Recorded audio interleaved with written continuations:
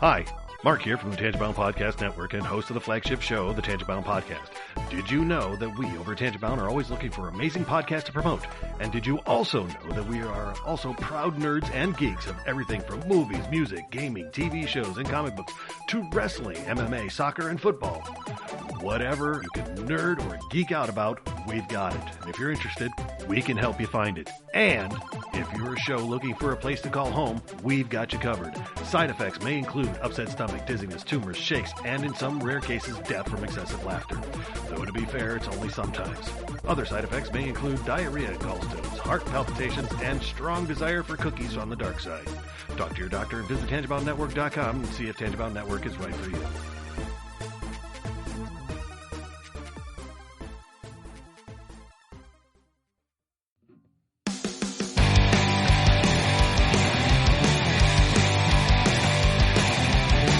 Sucks to the last drop. Are you gonna blow your head off? Take good aim and don't forget to duck. A light sucks every Monday and all the way to Sunday, but I wouldn't have it any other way. I don't care how you're doing, what's up or how's it hanging. I'd like to buy this world one last drink. Life sucks all of the time. Stick it up your sunshine, and then you'll see the clouds every day. And then you'll see the clouds every day. And then you'll see the clouds every day.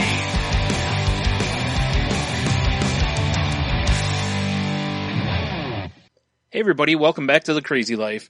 I'm Brian, and joining me this week is Henno. Hello. No Jen this week, because she's got to work, so, you know, it's just the boys club this week. Woo! Yep. Leaving the toilet seat up. Yeah. That'll teach everybody. I don't know. So yeah, you know. Serves you right for joining us. Yeah. Right? Yeah. Woo. Watch before you sit. That's as a good tip no matter what, you know. It's true. As somebody who's cleaned is. public bathrooms, you know, that's just good advice. And that's what we're about here on The Crazy Life. Yeah. Starting the show off with body talk. So call in the lines right now.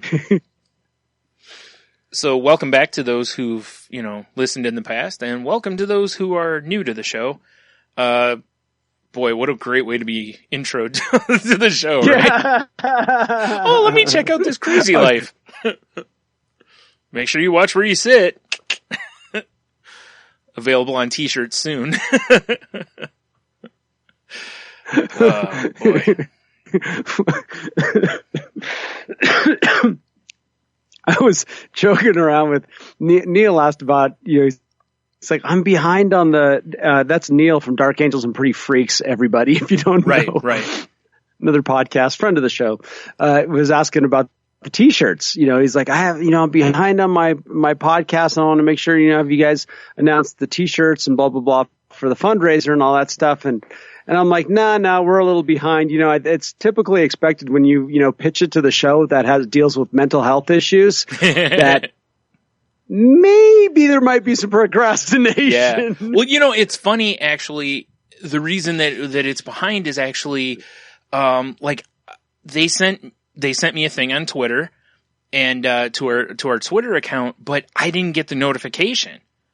And then when I sent it back, I think the same thing happened where we had almost like a 2-week situation where we were like, okay, you know, like nothing moved. And now we're in communication. So, you know, things should move forward. Everything's in process here. Yeah. So unfortunately, technology just failed us this time. You know, it actually wasn't like, you know, me putting things off or, whatever. So. You know, I'm proud of that at least. That wasn't like, I'll get back to him eventually, you know. Win for the week. Yeah. I did things.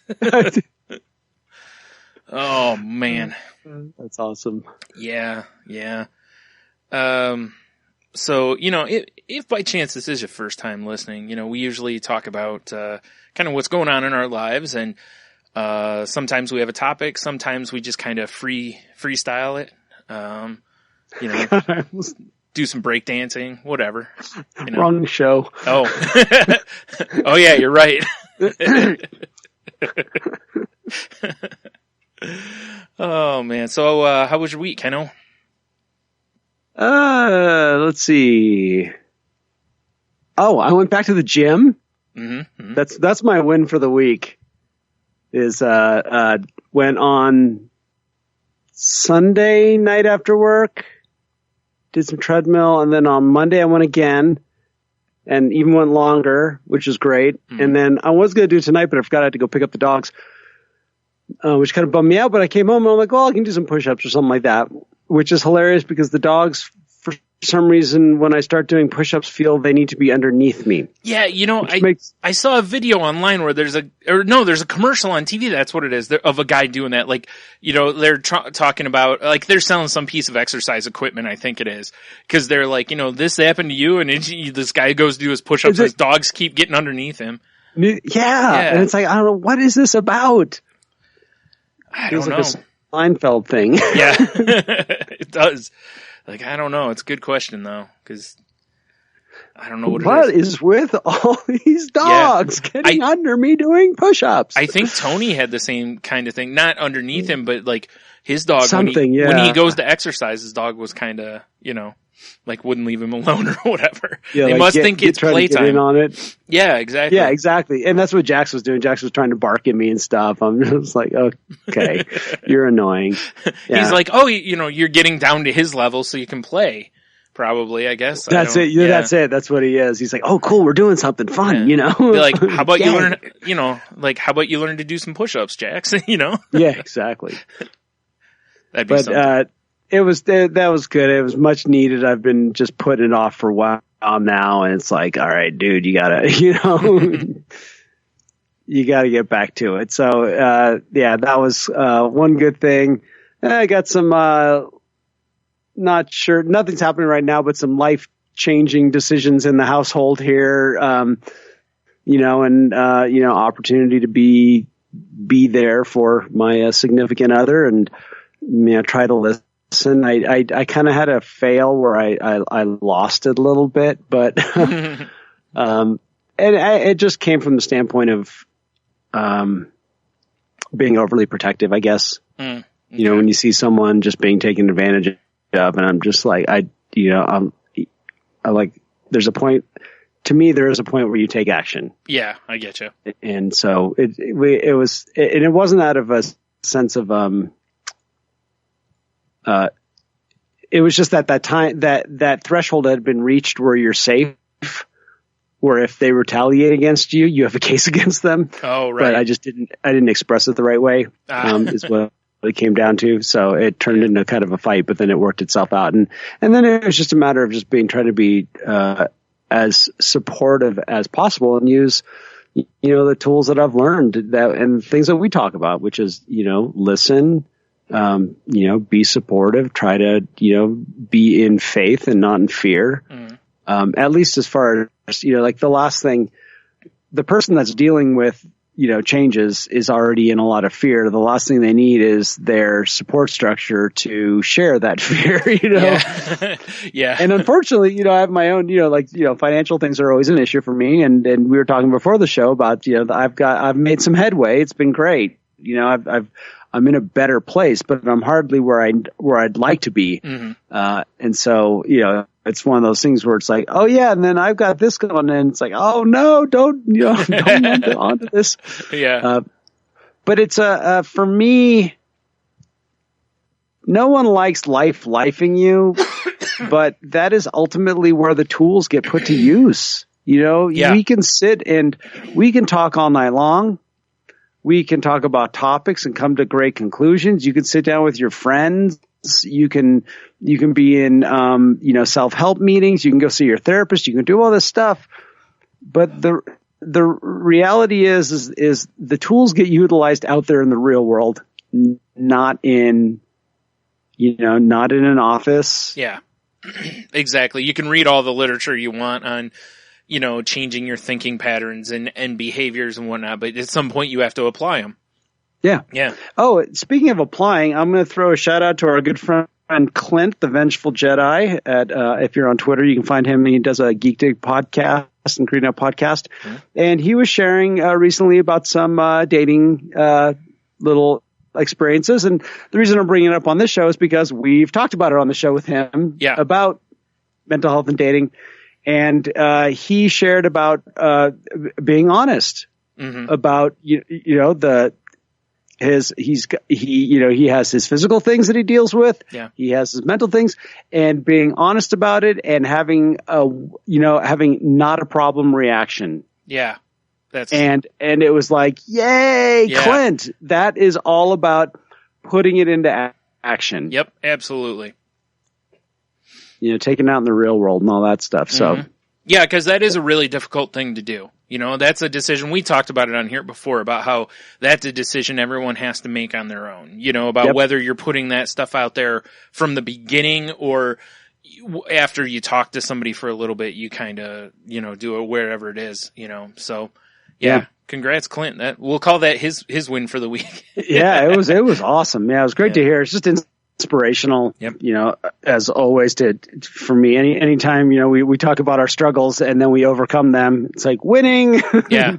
Well, and it's always nice to see a friend, that too. Not only just win, but you always, wish well for your friends anyway. So it's, if things, are better than they've been, then that's great. And along the way you're using, like you said, you're using tools you've learned or whatever. That's even better because, positive reaction reinforces, it's, it's certainly easier to keep fighting when you see, victories, Yep. That's it. That's really it. Yeah. And then my last thing was I just had it had been a while since I'd seen my chiropractor, and I had I'd pushed it a little too long. And, when I finally got in a week or so ago, I had just, really, really tough, just the muscles in my upper back is just tight. And, it was a rough adjustment. And then the next week was a little bit better. And I'm like, okay, it's getting better. And then it got worse this weekend. And literally I did nothing. I relaxed this weekend. I went out of my way to relax, and it had gotten worse. And I went in on Tuesday, and I did the full deal. I was like on the hydro bed, did the adjustment. I'm like, can you throw the stim on me for a while and hit me with a little arnica? And so like before we did this, I was on the couch, with the ice pack on, just going, man, I'm like, this sucks. Yeah. Wow. It's just weird how, but yet lower back, no problem. It's been great. And all the snow I've been shoveling, like, all right, well, that's how it works. So, right. Yeah. And then it's just that matter of like, I'm just so bad at taking care of myself. It's like, oh yeah, grab an ice pack, put it on there. Yeah. It's amazing, how many times we run into that, and we've talked on here before about how important self-care is, but how so many people have to be reminded about self-care, or they need a kick in the butt about self-care or something. And I'm not talking going to therapy or so, like not even stuff on that level, but even just, are you getting enough sleep? Are you getting enough water to drink? Totally. Feed yourself. That was the last thing that I wanted to say that was cool, because tying into our last episode on sleep is, because I went to the gym, I always get this weird thing that happens where like it starts to align my clock a little bit, and I have an easier time going to bed, and just going to the gym out makes me tired. And so sure. One night I was just super tired. I'm ready to be in bed at 9. I'm like, well, why not? Let's get in bed, and I read for a little while, and I'm asleep at 10. I got up at 5. I was like, sweet, this is awesome. Yeah. Next night, in bed early again. So I'm really, we talked a little bit about, we're going to talk a little bit about this tonight. One of the things is like, for me, I can get things done in the morning. Yeah. When I'm refreshed. Right. And as long as I don't get caught up in things that I don't really have to do right then, I can be very creative. Right. And so it was funny this morning.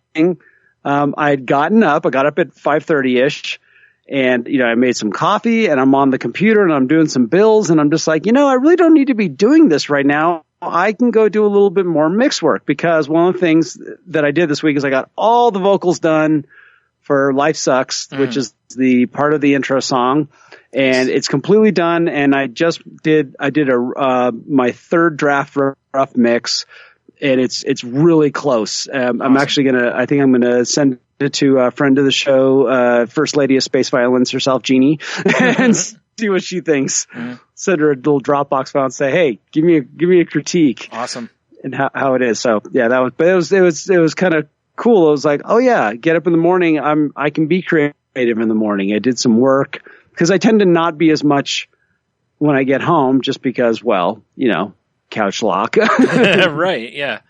Well, it makes sense. Day. You need to decompress when you get home, and yeah. And we'll get into this, but just to real quickly touch on it, it's easy to fall into routine of, like you said, sit at your computer, pay your bills, drink your coffee, or maybe not coffee after work, whatever it is, I don't know, caffeine wise or whatever, what you do after work, but you know what I'm saying? It's like you can kind of fall into a routine and you can just do that stuff, as kind of a way of decompressing. You fall into a monotonous situation sometimes, and it can just kind of, distract you from whatever else. And then you're like, okay, and do whatever from there. So yeah, I'm with you. I'd rather spend my better time creating than taking care of bills or answering emails or whatever like that. So yeah, but we'll get to that. So yeah, so that's my week. How about you? Well, as you said, I proud of myself for answering things I was supposed to answer. Text and email wise this week. Also, I finally got to go back to therapy this week. And that's right. Man, it was so nice. And here's what stinks about it was I get there, my appointment's at 2, and unfortunately, and this is not something I'm complaining about the circumstances, but the therapist had to deal with someone who was having an emergency, which is, I've said before, I would always gladly wait a little while or have to reschedule than, try to push through. Although I do wish they would tell you. I wish somebody would come up to you and be like, hey, she's running behind because there's an emergency. You don't have to get into who or, no facts need to be divulged. It'd be nice because I have anxiety. It'd just be nice to know, hey, she's running a little behind, because then I'll relax about it. Yeah. When I'm sitting there, my appointment's at 2 and I'm looking and it's like 2:25, 2:30, and I'm like, what is going on here? And I assume there's obviously something popped up, but at the same time, I'm getting angry because it's like, come on, it's like my appointment was half an hour ago. I should be almost done with my session at this point, because they're 45 minutes, But, and I was sitting there, and the worst part was that when I sat down, there was like one other person in the waiting room, but within like 10 minutes, the waiting room was full except for one seat next to me. And I'm like, cause that never helps the anxiety level. No. And it was warm in there, super warm. Cause it was one of those days where it was a little warm outside. And sometimes, places don't adjust their thermometers or their thermostats. I mean, they just leave it at whatever because tomorrow it's going to be cold again or whatever. So, so it was super warm in there. And I only wore a hoodie over a t-shirt in there, and it was, and again, for this area, it was, I don't know, it was like 50, somewhere around that range. Again, for this area, that's, this time of year, that's pretty warm. Yeah. And, but in the waiting room, it felt like it was at least 70. It was probably more like 75. It was warm in there. And, the way their seats are arranged right above your head are blowers.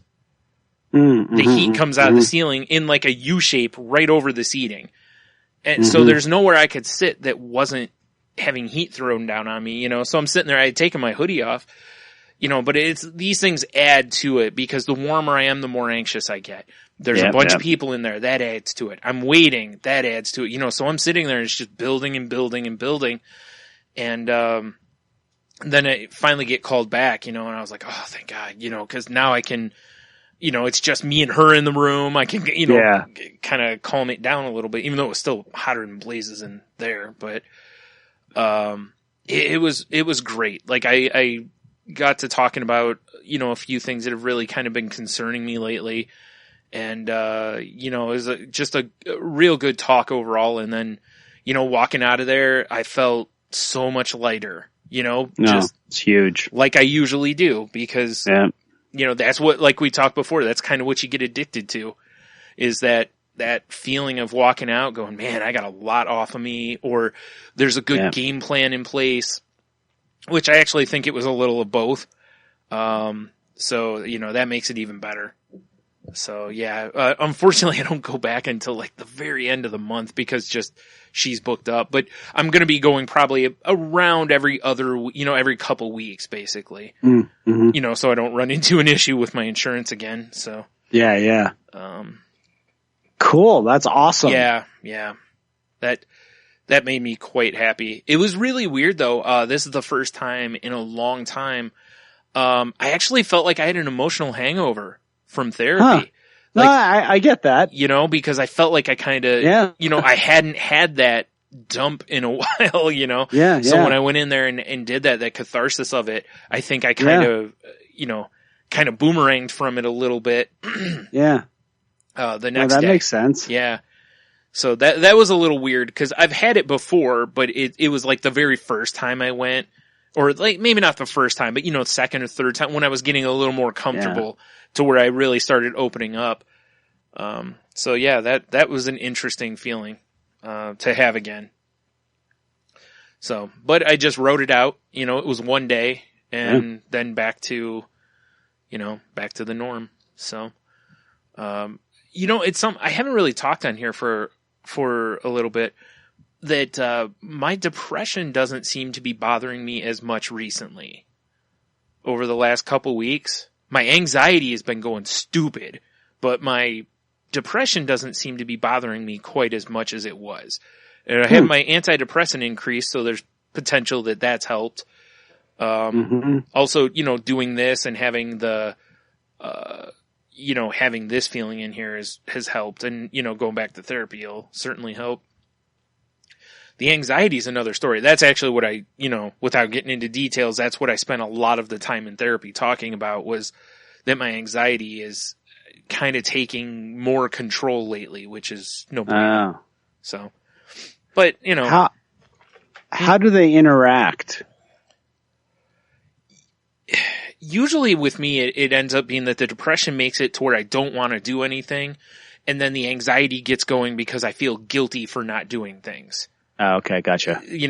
That's about the most basic way I can put it. Yeah. It's kind of like if you can't fall asleep, and then your anxiety gets going because you can't fall asleep. That it's a real similar. And then the anxiety makes you not want to fall asleep. Exactly. Yeah. Yeah. Right. So it's just really exhausting, because it's, it starts controlling you, and that's always where the problems are, is again, it negatively is affecting my life. So first thing I did was I've realized that, and I now that I'm able to get back into therapy, the first thing I talked about, even though there's maybe some other stuff I'd like to have talked about, that's I want to make sure that gets stopped before it gets worse. Yeah. Cause I kind of feel like my world is shrinking on me, and that's not a good thing, No. Especially paired with depression. That's a problem. Yeah. That leads to isolation, all that stuff. Exactly. So, yeah. And, I think, she gave me some things to work on. We talked, at length about some of it, like kind of what causes these things and whatever. So, it was a really good talk and really good situation. So I felt good coming out of there. That's great. Yeah. And that's about it for the week. I haven't really done much else. So other than, I got something going on with my dang sinuses with our, like I always do, but it's just, our weather, man, it's just so wild how each week we seem to have one day that's like 60, one day that's like blistering cold, like 15 degrees, 20 degrees at night. And then we also have rain or snow somewhere in there. And it's never, and it's not minor. It's like a significant, like no real accumulation, but it's just like, or like today is like crazy windy here. Like a semi got tipped over on our highway or on a bridge here, Wow. by the wind and stuff like that, So I know it's much worse in other places. It's just pointing it out, but it's just weird how our weather right here just cannot seem to figure out whether it's going to be cold or it's going to be really nice. But we keep, it's, and as, anybody with sinuses or allergies, it just makes you miserable, So, and I think that adds to my anxiety too, because I can't breathe. It's hard to breathe out of my nose. That does not help. No, not at all. Well, and that's how like I am at work. Like I'll sometimes get to work and realize I didn't take my decongestant, and now I'm starting to like overthink about it. Right? Like I'm still okay, but now I'm starting to freak myself out about it, and so now I can't breathe. I can't breathe. Yeah. I'm like, yeah, you can still breathe. Yeah. Relax. Exactly. You'll survive. Yeah. It's funny though. I mean, because it's such a coping mechanism for me, when I start getting anxious to start the, I forgot what it's called, where you breathe in for 4 seconds, breathe out for 4 seconds, then you know what I'm talking about. I can't remember what it's called, but anyway, breathing exercises. It's good enough for anyone listening. So yeah, that's been annoying, but that's typical.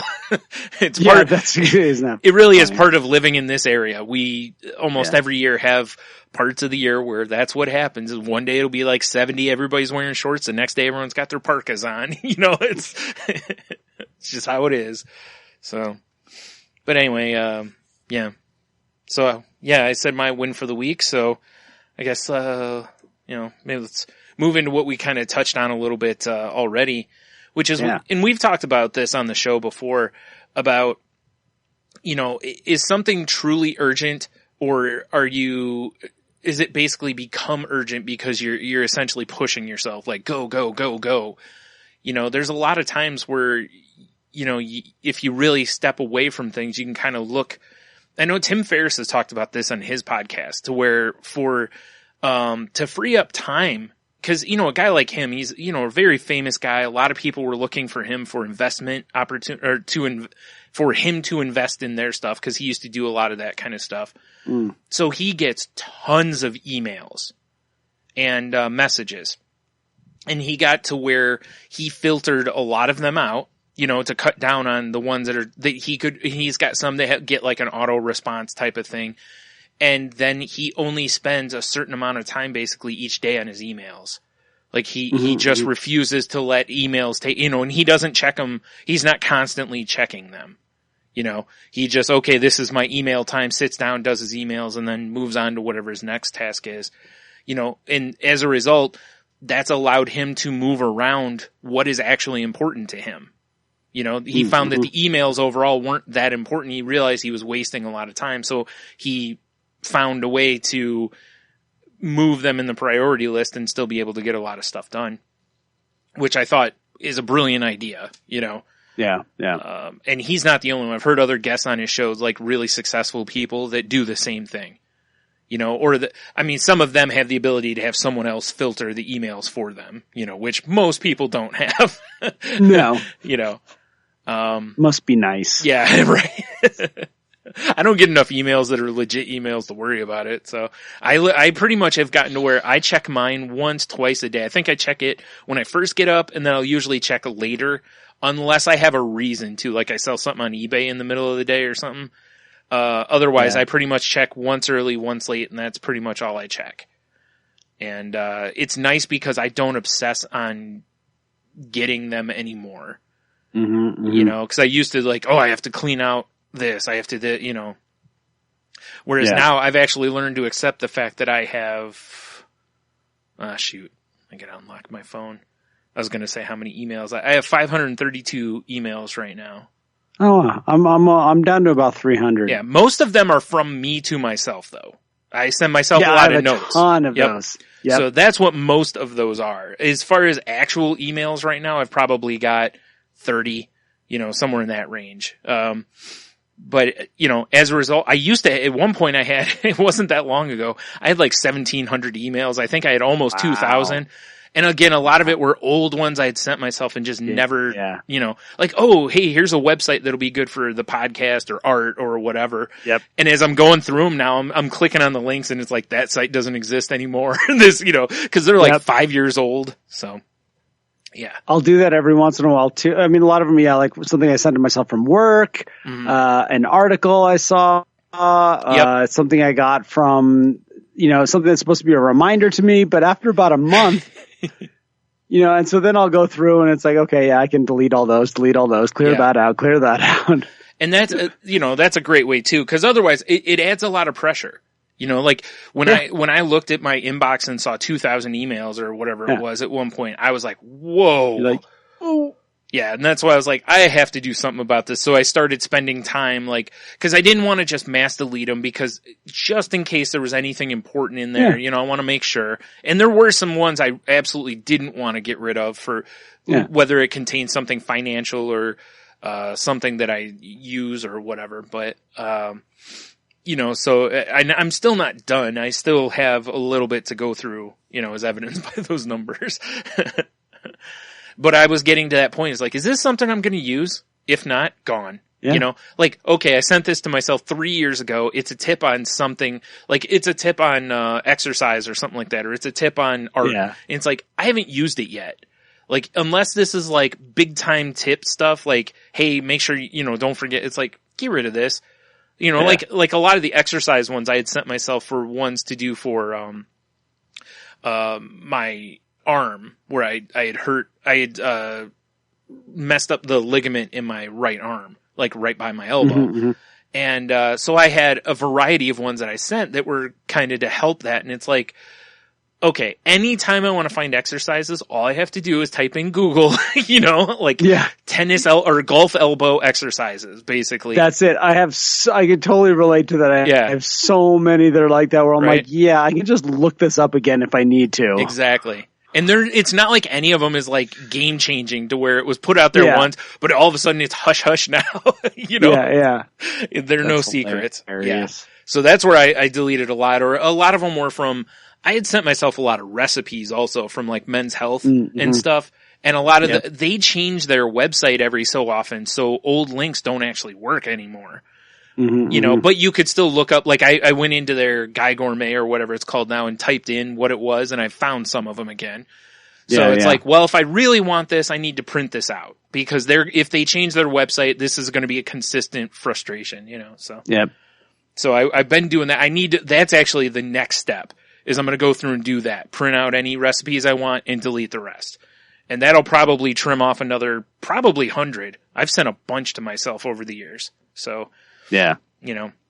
But anyways, it's not just emails with this, it's, this article is from Psychology Today by Rick Hansen, he's a PhD. And, he talks about lowering the pressure of things. He said, things come at us with so much urgency and demand these days. Phones ring, text buzz, emails pile up, new balls have to be juggled. Work days lengthen and move into evenings and weekends. Traffic gets denser. Financial demands feel like a knife at the neck. Ads and news clamor for attention. Push, push, push, push. Which is absolutely true. The more we're connected, we feel like, we've lost our, decompression time in a lot of ways. He says, on top of these pressures, we deal with internal ones as well. These include all the inner shoulds, musts, and have-tos. I gotta get this done today or my boss will get mad. Or I must not look bad. Or I can't leave the house with dishes in the sink. A pushy subpersonality prods us to be better, do better, and have more. Harsh, often unfair self-criticism cracks the whip to keep us going and avoid its lash. Also, we form rigid ideas, often unconscious, of what we just have to be successful. Look good, own the right car, etc. We develop similar kinds of insistence about how it needs to be for others or the world. Example, how one's children must do in school, how the country has to be run. Says whether the pressure comes from outside or inside us, it activates ancient motivational circuits that use the neurotransmitter dopamine. In a nutshell, dopamine tracks expected results, such as getting your emails finished or sales goals attained. If the result actually occurs, dopamine rises, which helps us feel relieved, while other neurotransmitter systems, such as natural opioids, give us a sense of pleasure. But here's the catch. On the way to that desired result, dopamine levels sink some, which brings an unpleasant sense of stress, unease, pushing, and pressure. And if we meet delays or roadblocks or flat-out failure, then dopamine plummets, which feels like disappointment, frustration, even despair. To avoid the pain of dopamine dropping, we drive hard toward our goals, caught up in wanting and desire. Well, there's a lot more here than I thought there was. This is the dopamine system, and related but more evolutionarily recent and sophisticated emotions and thoughts layered upon it, was very effective in keeping our ancestors alive in the wild, and it works well today to keep us motivated during emergencies or necessary marathons of effort, from final weeks in college to long runs of advocacy on behalf of a loved one. But even at best, there's an inherent collateral damage in being motivated by need, urgency, and pressure. It narrows focus to a particular goal in the crosshairs of tunnel vision. It feels tense, contracted, and uncomfortable, and usually triggers the stress response system, whose chronic activation has many negative consequences for long-term health and well-being. Many goals are not just reachable, so we feel bad if we are fixed on attaining them. And even if we do get the desired result, its gratifications are often less than promised. And in any case, they fade eventually from awareness, like sand slipping through fingers of consciousness. And at worst, inner and outer pressures drive us to pursue goals and desires that are bad for us and others. There we are, trying to live up to unrealistic standards, comparing ourselves to others, feeling like we're falling short, putting the work-life balance on tilt, looking for love in all the wrong places, being hard on oneself or others, pushing to the edge of capacity, and sooner or later running on empty. Which, totally, it's so true, and it's so easy to do, you know? And a lot of it reminds me of, we've touched on it on this podcast, and, you know, I've done other podcasts where we touched on it, where human beings evolve very slowly. Yes.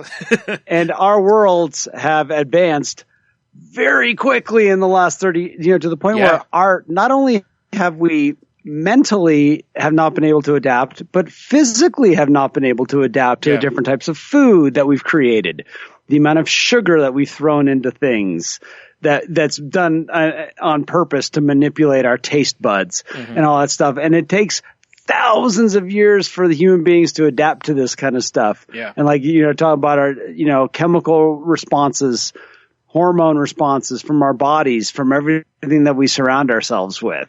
And they touch on all that in this article, which I think is great. Yeah. Well, and it reminds me too of, like, you know, we've talked in the past about doing to-do lists each day, and how a lot of people with anxiety, or depression are kind of told to rein in their to-do list because, you know, like, you know, you guys can't see this, but I'm holding up to Heno. I have a tablet. That's my to-do list right now.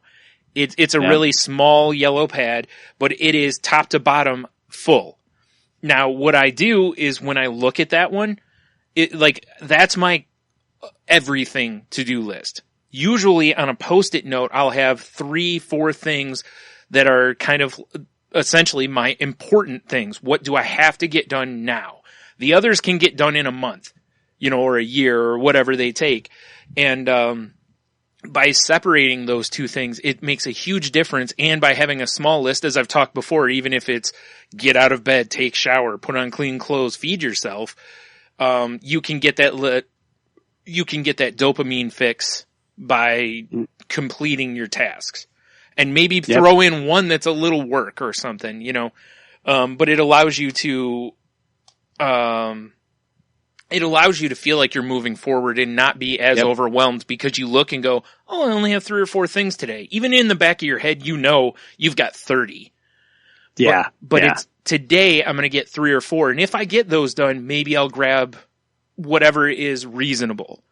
You know, like you'll look and go, well, I have an hour left of work. I'm not going to be able to do these 10 things, but I can do this. And, you know, be okay with that. Hey, today I accomplished this, you know. And that's very important to realize, because you know, like this guy mentions in here, it's just, you know, having this much on top of you, it eventually you'll collapse under the pressure. You know, because as it said in there, and we've talked countless times about like that last sentence, basically, you know, living up to unrealistic standards, that's a way of your brain thinking negatively. That's on the distorted thinking worksheet stuff. Comparing yourself to others, distorted thinking worksheet. Feeling like we're falling short or a failure on the distorted thinking worksheet. You know, all these things are things that we've talked about on here before. You know, and again, running on empty, we've talked about that, to where you have to at some point listen to your body and recharge. You have to say, I've had enough. I can't do anymore. And it's hard to do. A lot of people don't want to do that for work or personal. You know, they don't want to let someone down. Well, also, and let alone themselves. Yes. And I think that's part of the thing with the expectations is that we're not going to be perfect. No. And we're not. And the thing that I've realized is a lot of these tools that we implement to make our lives easier, whether it's doing to-do lists or, you know, having routines of certain things, is when they work for us, we tend to put a lot of weight on them. Yeah. And we really, and I know for me with financial stuff, I've become hyper aware of checking my checkbooks, you know, balancing this, that, blah, blah, blah, this, checking these accounts and that's accounts. And the fact of the matter is it becomes just another obsession. Yeah. And I'm not always perfect. And at what point am I, these are the questions is, you know, at where in the hierarchy of importance is this truly? Yeah. Compared to other things. Exactly. I think that's the thing too, you know, like looking at to-do list and stuff, it's like, or whatever it is in life, even if it's not a to-do list, it's like if you know you have, you know, stuff at work or whatever, it's just like, is there a time sensitivity to this? Does it have to be done today? If it doesn't, don't add that pressure. You know, like if you want to get it done today, that's fine, but don't make it to where you have to or you're a failure. Like that kind of, it's different if your boss is like, hey, this has to be on my desk by the end of the day.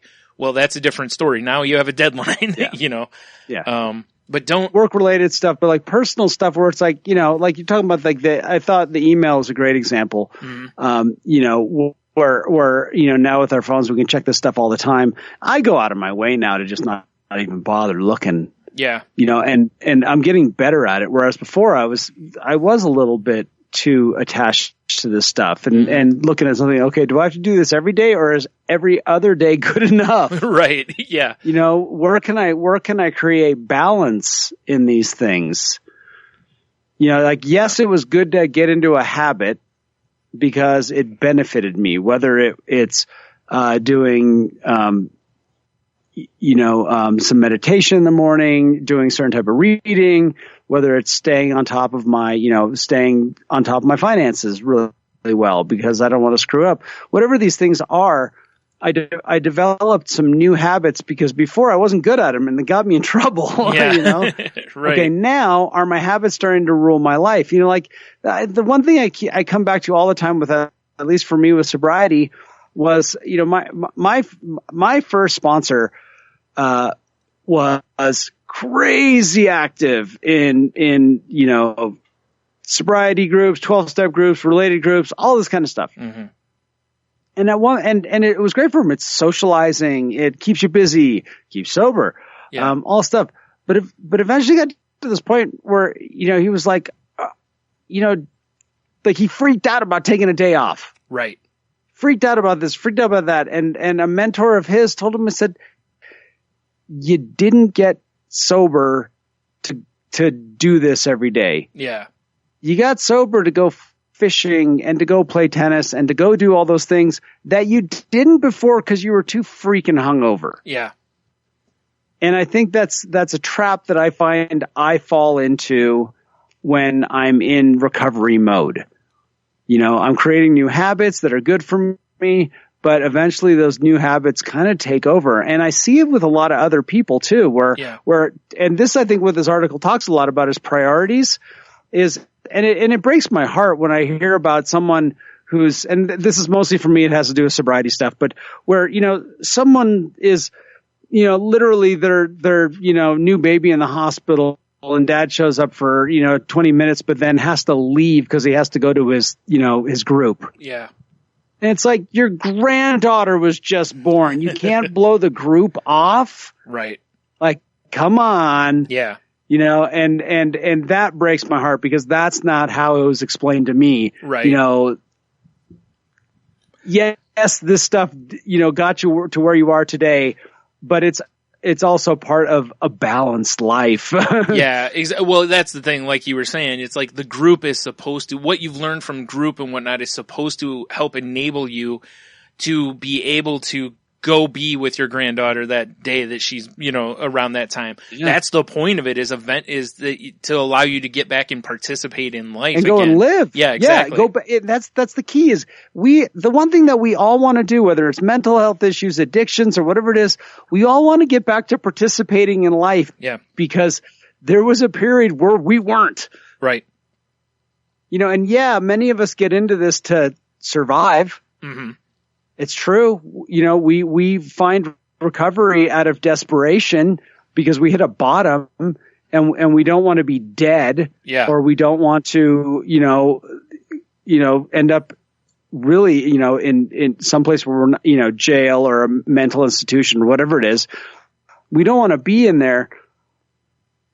That's what got us into it. But at some point that's got to turn into more. Yeah, exactly. It's got to have an aspiration. Well, it's got to evolve at some point. At first, yes, it's about recovering. It's about getting yourself back on your feet, stabilizing, that kind of thing.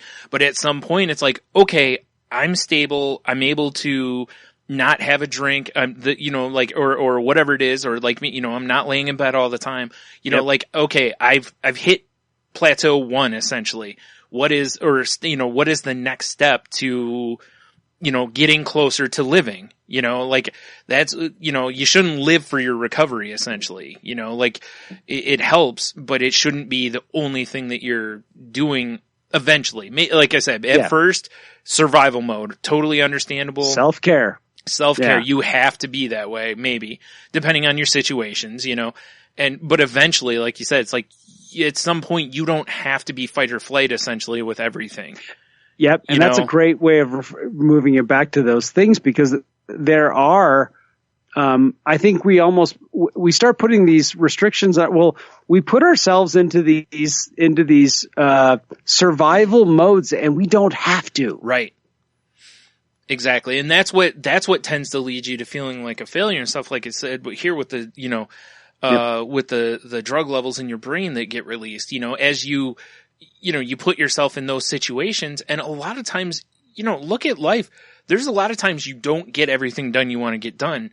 And it's like, if you look at yourself as a failure every time that happens, it's going to be a really tough life. You're really going to struggle because you're going to constantly be beating yourself up and ruining your self-confidence. And it's just not worth it, especially if you can step away from it. Because again, a lot of times people are like, well, I have to get this done by the end of the day because it'll make me look better. It'll make you look impressive to the boss, or, I'm going to stay 3 hours extra tonight. Like, even though, as we've talked in the past, like, they didn't ask me to stay. I chose to stay 3 hours. And, those kind of things. It's like, well, if you don't have to, maybe don't always. It's, if you want to occasionally, sure. It's like working overtime, a lot of people will do it for the extra money, but there's also a lot of people that'll do it so they look better. They don't want to tell the boss no if overtime is offered. And it's like, sometimes that's what you need. If you can't, then you say no and deal with the consequences. But it's, usually there's not going to be, if it's mandatory, they'll just straight out and say, hey, everyone has to stay or whatever. So. Yeah. And you do. Yeah. But, this article, mentions, being easier on yourself, keep your path, like where you want to go with everything, but just, go easier on yourself. And like it says, lower your standards a smidge. Unless you're doing brain surgery or something similar, you can likely afford to lighten up a little. Like I mentioned earlier, is it truly due today? Or is that what you are saying it has to be done today? If not, allow yourself to finish it tomorrow. And cause realistically, work is going to be like, if you can finish it on Tuesday, whatever else work there is, if it's high priority, you'll have to do whatever with that. But otherwise, it's like there's going to be work Wednesday, Thursday, Friday, the next Monday, Tuesday. It's like the people who are like, you see somebody busting their hump to do something at some jobs, and you're just like, you're here till 5 o'clock. Why are you killing yourself, kind of a thing? Yeah. And I like a good work ethic, but sometimes you're kind of like, slow down a minute, like, you're going to kill yourself here. Yeah. It'll seriously be there tomorrow. And yeah, but it's wild how we're even worse on ourselves when it comes to personal things. Yeah. Like you get this thing into your head, like, I have to get this done today. And the day starts to go a little different where it's like, well, maybe it's not going to get done. And yet we start to really pressure ourselves and push ourselves into anxiety. Yeah. And, I don't know about other people, but when I tend to do that to myself, I tend to isolate more. Yep. When I push myself into saying yes too much and then not accomplishing it, I start to isolate. And those aren't good things because I'm not being realistic, and I'm also not allowing myself like, all right, you didn't get it done today. Tomorrow's another day. Yeah, exactly. It's similar to breathing, it's like, that's why, breathing is a great parallel with this, because when things get too stressful, the thing we keep mentioning on here, and the thing my therapist keeps reminding me of at almost every time I go, breathing exercises. Because when you bring it back to that, it brings you back to basics, focusing on your breath, and breathing something you'll just do generally, unless you have, something going on. Your body just does it involuntarily, Yeah. And, but this kind of breathing is different. You have to be deliberate when you're doing this breathing, and there's a reason for it. It's to center yourself and to make sure that you're getting, good breaths, that you're not, like breathing hard or heavy because you're going too fast. When life gets to where you're super anxious, your heart starts, racing, you start breathing heavier and heavier, quicker and quicker. And it's like, well, that's when you take that step back, go through the breathing, slow the breathing down, be more deliberate. And then, eventually generally your heart will, kind of do the same thing. And same with all this other stuff, like if you're constantly go, go, go, go, go, it's like you're not giving your body a chance to catch up. You're just redlining, and that's not good for anything. Yeah. Or your brain. Yeah. True. Yep. Because that's where I tend to get into autopilot mode. Right. Is when I'm doing that. And I think that's where those breathing exercises are really important, or any type of meditation, because like you said, it's there's mindfulness to it. Yeah. And it's kind of the polar opposite of how most of us live our lives. Yeah. Like a ball in the pinball machine, just getting bounced around. Yep. And I think it's important because it takes us out of the flight or fight mechanism. Anytime you do that, you're reducing, the cortisol releases in your brain and all sorts of things that aren't healthy for us. Yeah. And it brings us back to what's really important, which is I can actually have some control in my life. Yeah. If I choose to. Yep. And again, as we've talked before, the looser your grip is on things, the more control you have.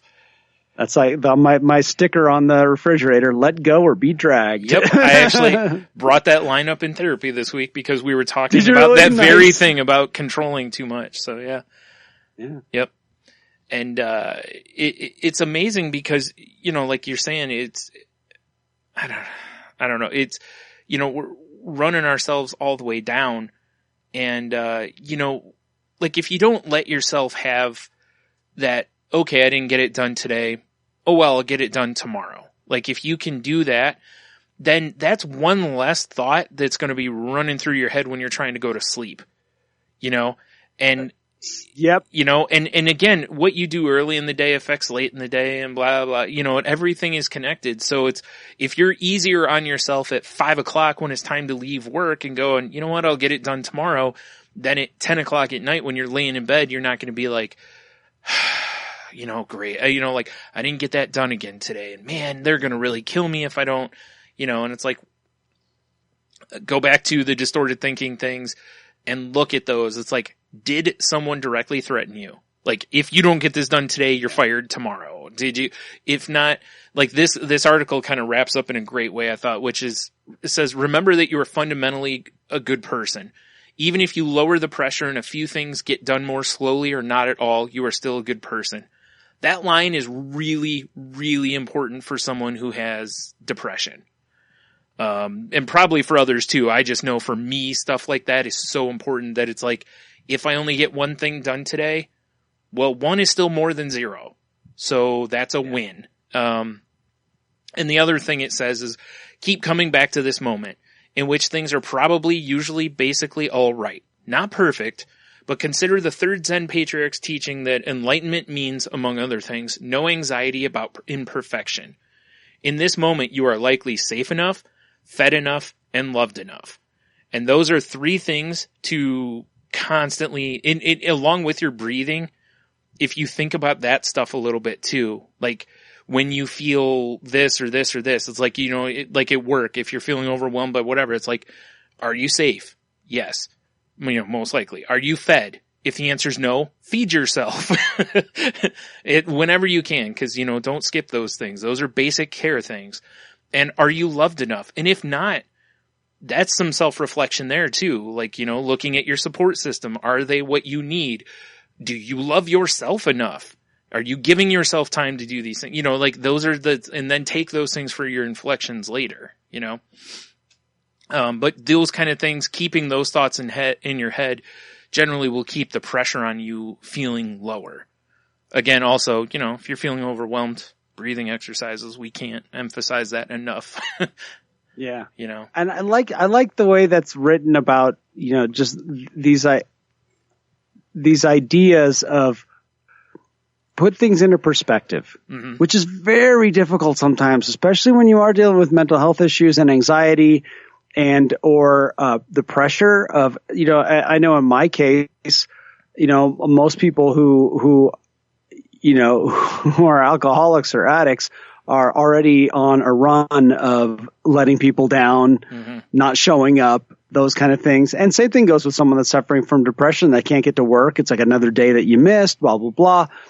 We get these pressures on us, and especially like what you talked about is great advice about, it's like, this is not about blowing something off. It's just about allowing yourself, giving yourself the space to be okay. Yeah. Because then you're more likely to actually get to sleep, get a good night's sleep, wake up and not blow off another day. Cause that's what happens with me is I tend to, my previous track record is I dig holes. Yeah. Me too. Yep. It's like, there's somebody over my shoulder that's sitting there with the shovel. They're like just waiting. They're hanging out their back, and I'm just like, and eventually the shovel is right next to me. And I'm like, all right, I got it. And I start digging myself a hole because I dive into the fear and, the dysfunction. Yeah. I agree. Because I don't give myself the space to be, it's hey, I don't need the shovel right now. Yeah. I'll worry about that one tomorrow. Exactly. And that's kind of what I was getting at, obviously, with the to-do list and stuff. Break things down, whether it's work, personal life, whatever it is, even like workouts. I've seen people where they have their workout for the day, and I'm like, man, that's a lot of stuff. And I understand, it's just on one sheet for efficiency, but even something like that. And I'm not saying break your workout up into multiple days or something if you're supposed to, if you're wanting to do it all that day. It's just, to me, looking at that, I could see where maybe someone would look at all those things and go, I'm not going to go today because there's 20 things on the list instead of, maybe break it down to where there's like 2 or 3 note cards or something that's like warm ups, middle stuff, cool down. That way each thing you look at only looks like a few things instead. Yep.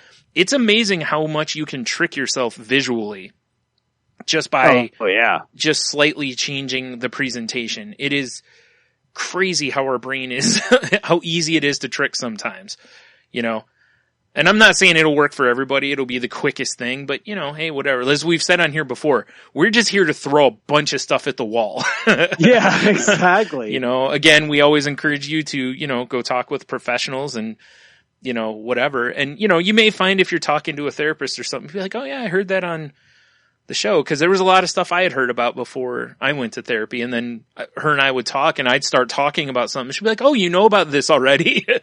So it. Isn't that funny how I think it's a great way of looking at it is we do throw a lot of stuff on the wall, but we're also going to share what's stuck. Yeah. Yeah. And again, what sticks, what sticks for me may not stick for Heno. What sticks for him won't stick for Jen, won't stick for the next, it's why it's important to throw so much at the wall. Sometimes the weirdest thing might help somebody. So that's what we're hoping for. Real quick, I want to touch on this other article that I have, and these will both be in the show notes if people want to read them. But I thought I'm just going to kind of bring one point from this, but it's a good article too. Which is that if you're a creative kind of person, even if you're not, but if you're a creative person, to maybe, put your creativity first instead of getting up and reading your emails or reading the newspaper or doing kind of a mundane routine thing. If, like I told Heno, it'd be a little trouble for me because when I first wake up, I'm the Walking Dead. So, but once I'm a little bit awake, maybe quit doing those, routine things that you can kind of fall into and mindlessly do. Do creative stuff because that's when you're going to be probably at your freshest in the day. As Heno pointed out, if he does in the morning, instead of doing his bills or whatever, if he sits down and works on his music, the odds of him feeling creative and wanting to do that after he gets home from work are probably less than when he's fresh in the morning or whenever he sits down to do it, which I think is a really good tip and definitely worth looking at if you're having trouble sitting down, really putting the time into your work or finding yourself maybe resenting, like I'm going to write for an hour today. And then when you finally sit down to do it, I don't feel like doing this, cause when do you ever feel like paying your bills? Right? Yeah. So who cares if you don't feel like paying your bills? You're still going to, it's still going to get done most likely. I hope. Yeah.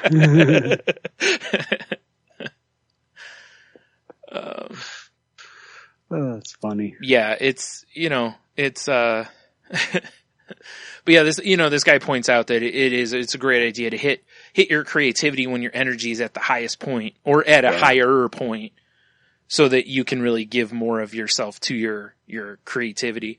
But again, it doesn't even have to be creativity. It can be like if you work at home too, you could do, or, looking at your tasks for the day and be like, well, this is going to require more, creativity or just more energy than the other stuff and do that stuff first and leave answering emails until the end, unless you can't, because I know some jobs you have to answer, right away, but, I just thought it was kind of a good tip. Those are helpful tools with once again, with perspective. Yeah. It's like, oh, well, I can't be, I can't do this thing that I really want to do until I get these things done that I have to do. And it's like, well, maybe try flipping that around and do the thing you want to do first and then go with the have tos. Yeah. Yeah. Exactly. Cause sometimes too, it'll improve your mood, like if you do your bills before work, you're probably going to be well, I guess it depends on the creativity. You might not be because we've talked about frustrations and creativity too. But, if you do have a good creative day, you're going to feel awesome coming off of that. So that might kind of springboard your whole day. But I guess realistically, it might work the other way too. Where you're, angry stomping out of the house going to work. But but I guess realistically, a lot of people complain about work anyway. So it's like, but again, just something that might work for those out there, maybe not for everyone, but whatever. Yeah. I like it. It's a good article. It's really in depth. Yeah.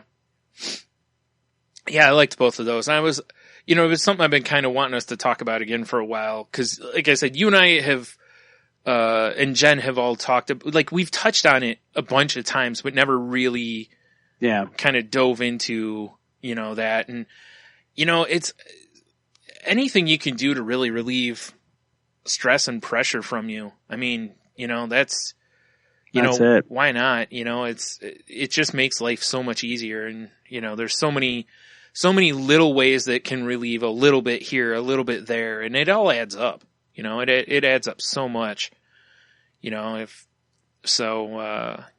we said, it's, may not work for you, but as Henno has pointed out plenty of times, you can always have your misery back. It's give you 100% misery back guarantee. Yep.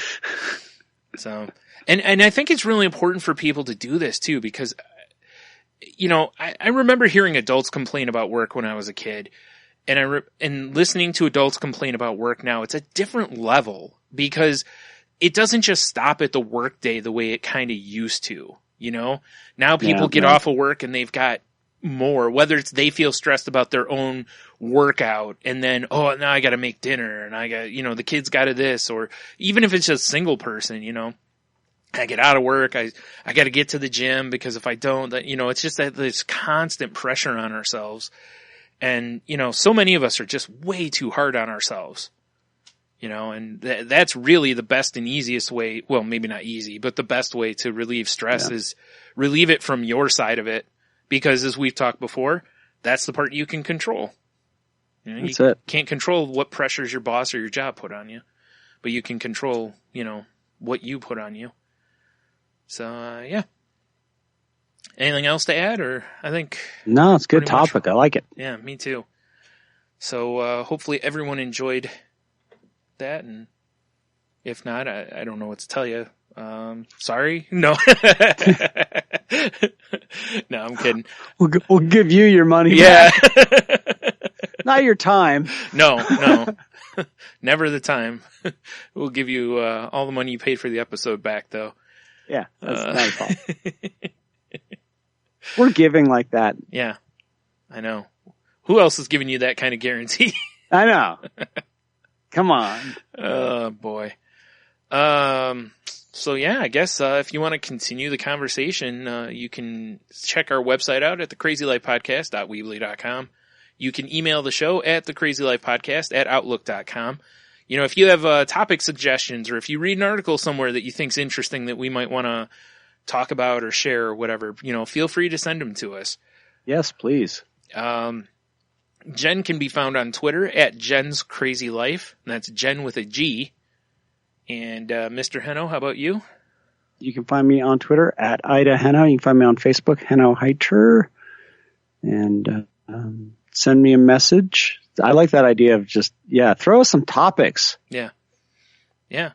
It's, or questions. If you have a question, we can kind of talk about it from our perspective, or maybe see if there's someone we know that can give us a better answer or something, or whatever. So, or it might just lead into a topic for us. That's what I was going to say. It probably will, which is great. Yeah. That's why I love it. So yeah, feel free to, send stuff to us. You can also find the show on Twitter at The Crazy Life Pod, and hopefully I'll get the notification. You can find me on Twitter at Stunami. You can find the other podcast I'm on, Salty Language, at salty_language, or at saltylanguage.com. And that show is not safe for work. Very much. As you can tell from a couple episodes ago, if you listened, it's just more of that. Anyway, our Facebook group is at facebook.com/groups/crazylifepodcast. And we're part of the Tangentbound Network, which can be found at tangentboundnetwork.com. And also, I'd like to ask anyone, if you listen on iTunes, to if you could, to leave us a review. And also make sure you're subscribed. No matter how you listen to us, make sure you're subscribed. That way, episodes just automatically download. If you're on Stitcher or other podcast apps, they usually have they have a like or a share option. So if you would please use that and share us with your friends, so that we can get more visibility with others and hopefully get some more listeners. And I think that's it for that piece of business. But then I'll remind you that we're not doctors, therapists, trained professionals. We're just a couple of people talking about our experiences and thoughts. If you feel you need help, please seek out professional help. Please do not self-diagnose, and please don't take this show as a replacement for therapy. You know, like I said, you know, I've been singing the praises of therapy since I've started going. You know, it makes a big difference, and not having it for a long time, then, you know, going back really reaffirmed that it's something, it's a good tool. You know, if I had walked out of there not feeling like much happened, I might have re-examined it, you know? Yeah. So, you know, definitely don't rule it out. Maybe give it a try or whatever. And then also, if you're feeling, suicidal or homicidal, or, you know, thinking about hurting yourself or others, please make sure you mention it to someone in your support system, or go to a hospital, tell them you're having a mental health emergency, call a suicide prevention hotline number, anything along those lines. But please try not to be alone, and please don't act on those feelings. And again, you know, if you're planning anything, if you're thinking about a suicide note or planning how you would enact hurting someone else, that's a giant red flag. You know, seek help at that point. There's tons of people out there willing to help you. You just got to reach out to them. And there's also a bunch of good resources over on our Facebook group, which is, again, facebook.com/groups/crazylifepodcast. So check that out. And I think that's it, right? Did I forget anything? No, I think you got it all. Whew. I should have put some of that off till the next show, Heno. Could have done a double episode. Yeah, right?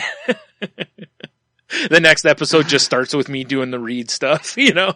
Yeah. Right. Well, you want to take us out of here then? Yeah. Just like Jen loves to remind us every single week, don't forget to wiggle those toes and keep breathing.